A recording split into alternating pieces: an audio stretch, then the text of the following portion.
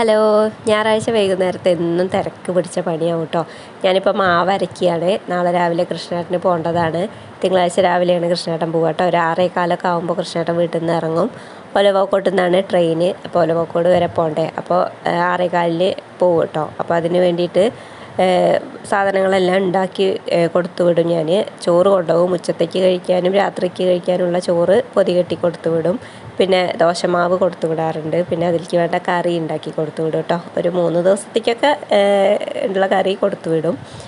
അപ്പോൾ അതിന് വേണ്ടിയിട്ടുള്ള തയ്യാറെടുപ്പ് രാത്രിയെ തുടങ്ങും കേട്ടോ. അപ്പോൾ മാവൊക്കെ അരച്ച് വാങ്ങി വെച്ചിട്ടുണ്ട്. പിന്നെ പച്ചക്കറി പാലക്കാട്ടിൽ നിന്ന് വാങ്ങിയിട്ട് വന്നിട്ടുണ്ടായിരുന്നു കൃഷ്ണേട്ടൻ.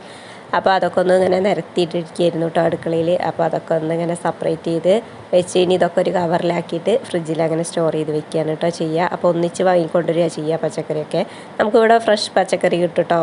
മാർക്കറ്റിൽ പോയാൽ കിട്ടും. പാലക്കാട് ഹോൾസെയിൽ കട ഉണ്ട്, അവിടെ നിന്ന് കിട്ടും. ഇല്ലെങ്കിൽ ഞങ്ങൾക്ക് ഇവിടെ ചന്ത നടത്താറുണ്ട്. ശനിയാഴ്ചകളിൽ ചന്ത ഉണ്ടാവും കേട്ടോ കഞ്ചിക്കോട്. അപ്പോൾ അവിടുന്ന് നമുക്ക് നല്ല വില കുറവിൽ ഫ്രഷ് ആയിട്ടുള്ള പച്ചക്കറികൾ തന്നെ കിട്ടും കേട്ടോ. അപ്പോൾ ഇന്നിപ്പോൾ ചന്തയ്ക്കൊന്നും പോയിട്ടുണ്ടായിരുന്നില്ല ശനിയാഴ്ച, അതുകൊണ്ട് പാലക്കാട് പോയിട്ട് വാങ്ങിയിട്ട് വന്നത്.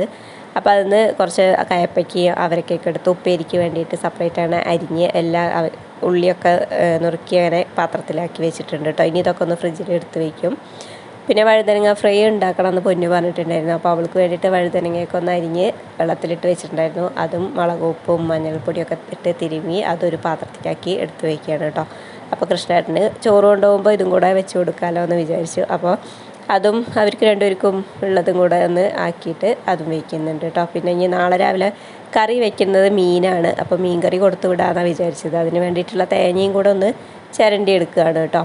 അപ്പോൾ അതും കൂടെ ചിരണ്ടി പാത്രത്തിലാക്കി വെച്ചിട്ടുണ്ടെങ്കിൽ രാവിലെ ആ ഒരു പണിയും കൂടെ കുറഞ്ഞ് കിട്ടുമല്ലോ.